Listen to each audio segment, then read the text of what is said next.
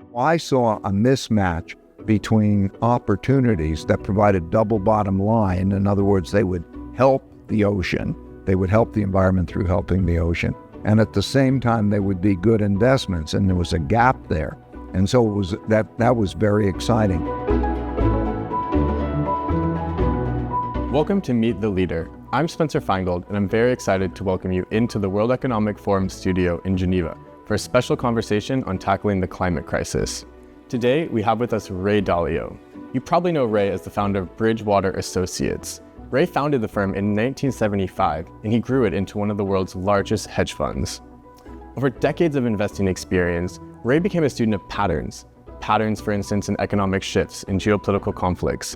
He's also a student of history, and he tracked these patterns over centuries, writing a range of best-selling books identifying and exploring the key forces that have shaped and continue to influence the global economy. Climate change is one of those forces, and today he'll talk to us about what we can expect for economies and societies around the world. Specifically, we'll dive into the role of climate financing. Moreover, Ray is also a longtime philanthropist and a signatory of the Giving Pledge, which is a promise made by some of the world's wealthiest people to give most of that wealth away to charity. So today, he'll talk to us about the special role philanthropy can play in mitigating the climate crisis and how philanthropy can advance the solutions we need today. Thank you so much for being here. Welcome to Geneva and welcome to Meet the Leader. Thank you. I'm excited to be here. Great. Well, I'd like to begin chatting with you about something you've written and spoken about recently, which are 5 big things that are changing the global economy. Do you mind just briefly discussing what those 5 things are? These 5 things have happened repeatedly through history, largely in cycles. So there are 3 main ones that drew my attention, then I discovered the other 2. There's a debt cycle, a debt money cycle. You accumulate a lot of debt, then how do you deal with it? You print money or you default. That carries through to economics and markets, and of course that has a big effect on the world, the economy, and so on. Second is the internal conflict. Internal order and disorder, quite often having to do with greater and greater wealth differences and values differences that create populism on both sides, that create an internal conflict. And that internal conflict almost creates disorder because compromise is considered a sign of weakness, and then there is the conflict, the great internal conflict. Number 3 is the external conflict between countries, the great world order. So, for example, you have a war, a new power comes in, it becomes a dominant power, and then there's a cycle. And so now we have a great world conflict over the world order. As you see the rise of China, the United States, and the world order has changed. So number 3 is that. Number 4, throughout history, even more important than the first 3, is nature, changes in nature. Droughts, floods, and pandemics have killed more people than wars and have been more responsible for changes in orders, the loss of a domestic or a world order. And then number 5 has always been technology, man's learning, and then the creating of new technologies. And all of these are very interrelated. So, for example, if you have a debt problem and an economic problem at the same time as you have a large wealth gaps and so on, there's a greater risk of conflict. So those are the 5 great forces. And if we look at the cycles and where they're happening, there's an archetypical cycle, and you can almost plot what's happening in relationship to that cycle. So I think it's a frame of reference that when I look at the U.S. elections, or I'm looking at the world geopolitical situation, it is that archetypical cycle, that dynamic that I'm plotting the actual developments against. So I'd like to dive a bit deeper into number 4, the crisis of the climate and nature. You say it's now killing more people than war. How exactly is this crisis impacting the global economy as well as our politics today? Well, economically, it's estimated that one way or another, it's going to cost about $8 trillion a year. And the world GDP is $100 trillion. So it's going to be expensive. If you don't deal with it, it could be catastrophically expensive. If you deal with it the way we are right now, money has to go into it in order to be able to make a progress in mitigating, sticking to the 1.5 degrees and such. And then there's going to be adaptation.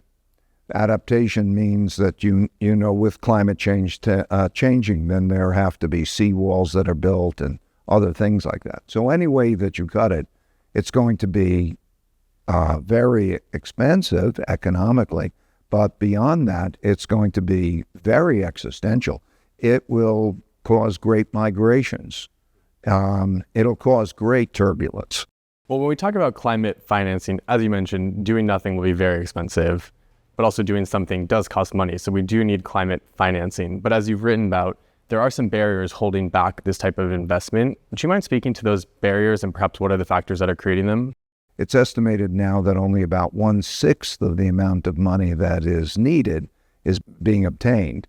And so we have a situation now where I think one needs to think, who has the money and what are their motivations? And so when you look at that, there are philanthropists, but that's tiny by comparison. Total worldwide, about $2 trillion, and most of the money goes to religious organizations, hospitals, university. It's only 2% or so goes to climate issues. And then if you take banks or corporations and so on, they have their obligations and their standards, and changes have been made. But the biggest pile of money is institutional investor money. And so since that's an area that I know about, and I know that there would be the motivation to invest in this area, if they can be made so that there's a return, that's important, because anybody, institutional investors, still has a constituency to take care of, so they have to pay attention to the returns. They just can't give money away. If you think about innovation, we want innovation, and you think of how does it take place? It takes place in venture capital or capital in various ways. And so the idea of being able to take advantage and support that kind of innovation to be able to make more profit is being one that is underutilized. There's not much going on in that area, yet there should be. So I think that would be an important area, as well as other areas. Philanthropy, for example, as taking first loss positions, can provide leverage, so that there are a number of things that need to be done. But I think you have to make it economic as well, or deal with the incentives. So regarding incentives, with institutional investors, would you say a good frame of mind is saying, investing in the climate and nature, it's not charity, it's not just being a good Samaritan, it's actually an investment? That's these right. Companies? And so step back and think about great things that have happened, changes in wind and solar and electric vehicles and so many of these other developments. Investments in those areas that can pay off have the benefit, the double bottom line benefit of achieving the desired climate effect, but also being able to pay for themselves so that they can be the basis of self-reinforcing resource allocation. Right. You also mentioned philanthropy, climate philanthropy. Do you mind just speaking a bit, what does that mean to you? And perhaps, is there any advantages to that? Are there some certain financing gaps that philanthropy is better poised to cover than private or public sector funding? Yes. The big problem with philanthropy, if we just look at it normally, there's a limited number of philanthropic dollars, and then most people have the thing they want to devote the philanthropy to. So, as I say, it's universities or their religious organizations and so on. The likelihood of being able to move that by big numbers, I think, is small. So we have to keep that in mind. Nonetheless, philanthropy can work in climate in various ways, such as it can take more risk. Like, I think of myself as a philanthropist. Most of what I do in philanthropy is grants. So when I'm giving money away, I do not look for a return for that. But when I do that, if I do that, and I do that in a form where maybe I can have a leveraged beneficial effect on what is going to happen, I'm excited as a philanthropist. So there is money to be tapped there, but it has to be recognized that that's very limited money.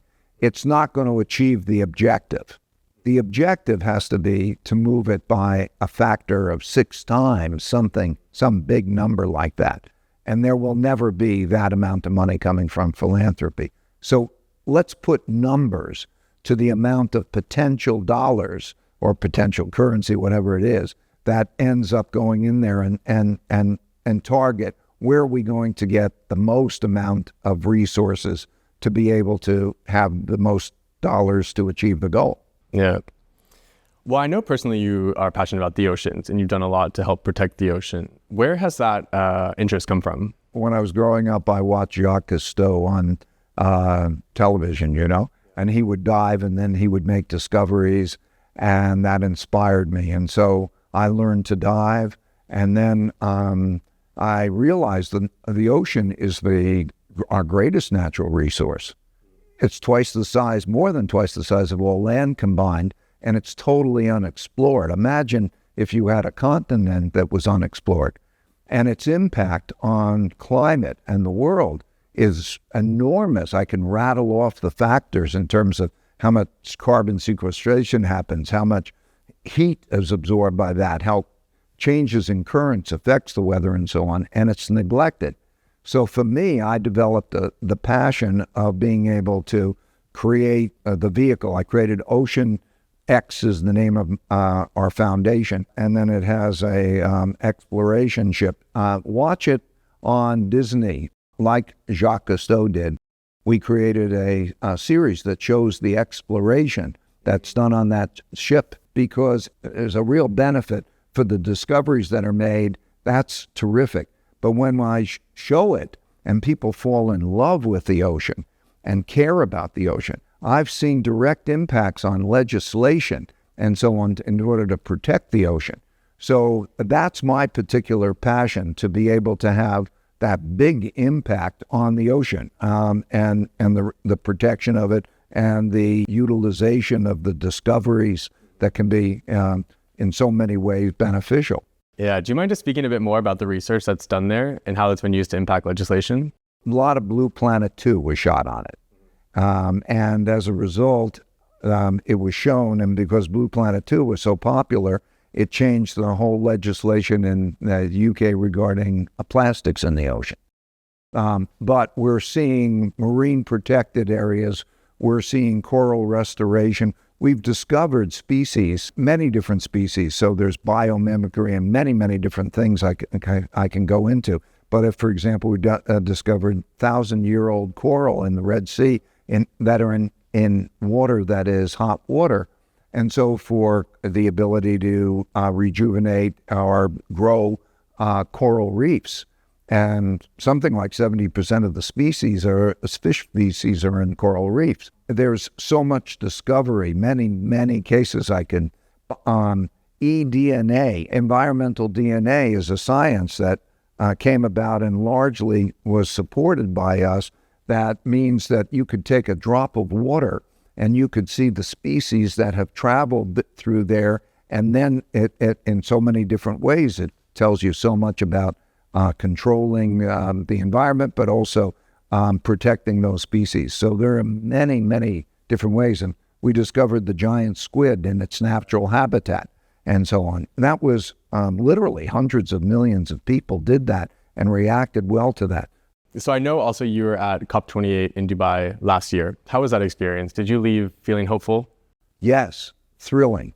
And the reason why, for me, was I had a number of entrepreneurs on the ship. And I'm saying these are people who care a lot. They have their passion about the ocean, and they have their passion about their entrepreneurship. And I really believe great change comes from entrepreneurship. So I saw a mismatch between opportunities that provided double bottom line. In other words, they would help the ocean. They would help the environment through helping the ocean. And at the same time, they would be good investments. And there was a gap there. And so it was that was very exciting. So to bring it together was very exciting. But the big thing is to move the needle in a much bigger way. And so my view, or my little bit, is through the ocean, and particularly believing that philanthropy, when combined with also making good investments, is something that can be impactful. Well, aside from OceanX and your other philanthropic initiatives, you're probably best known for Bridgewater Associates. You stepped down as CEO a few years ago, but I did read that you're mentoring some folks still over there. Do you mind just explaining this mentoring process? What does that look like? At a stage in one's life where I am, it is instinctually and logically compelling to be able to help others succeed, to pass along what one has learned in order to help others succeed. Right. I feel it instinctually, and I feel it like it's the great thing to do. So mentoring is something that is greatly gratifying, just like the philanthropy is greatly gratifying at this stage. The mentoring is greatly gratified, and in so many different ways. To see people, the next generation, develop and flourish. And I know a lot about what they're going to encounter because there's these patterns and there's an arc in life. So it's helpful for them. It's a joy for me. It's beautiful. I also read that you started Bridgewater in the 70s in your apartment. Yeah. So you've had a long career as a leader. How has your leadership perspective changed over the decades? The core of it has always been the same, which is meaningful work and meaningful relationships. Now, in other words, okay, you have to be excellent together. It's like a team, and then I want them to be in it. Originally, I had people I liked, and we would do it, but maybe they couldn't work effectively, so we had to sort those things out.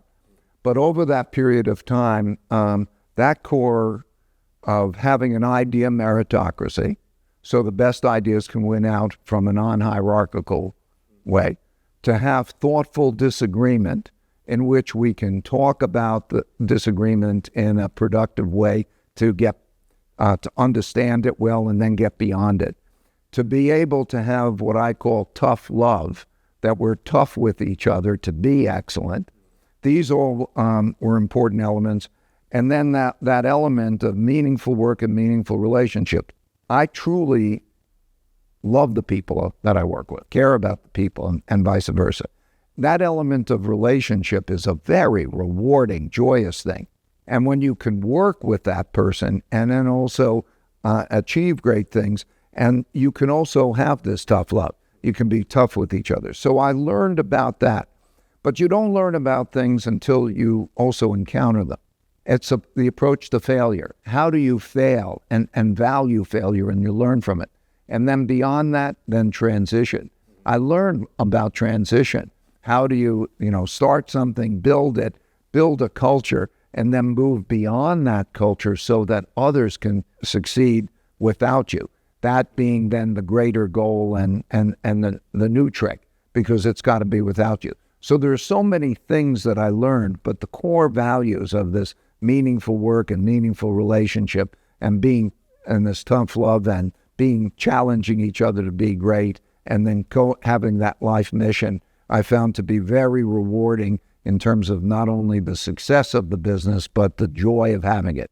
So lastly, we just have a few minutes left, but you are the co-chair of the World Economic Forum's Giving to Amplify Earth Action Initiative. Do you mind just explaining what that is and what you hope the initiative achieves? Well, it's an initiative really to bring in philanthropy to the forum, because that's a key part of it.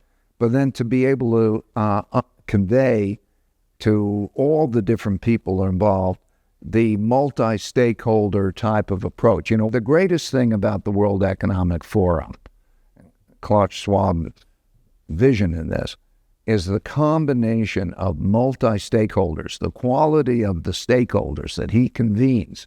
This is the best convening organization in the world. And then you take those people and they're multi-stakeholders so they see it from different dimensions and they come together.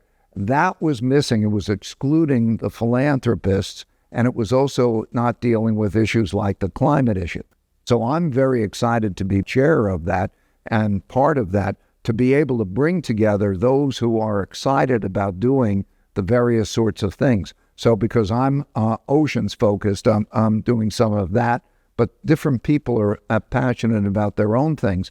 And that dimension is coming through Gaia, and then it is then part of the forum, which is terrific. Well, there you have it. That's all for today. Ray, thank you so much for being here, for all your time and insights. We really appreciate it. Such a pleasure.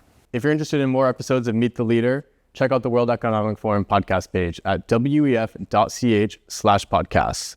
We'll see you there for the next episode.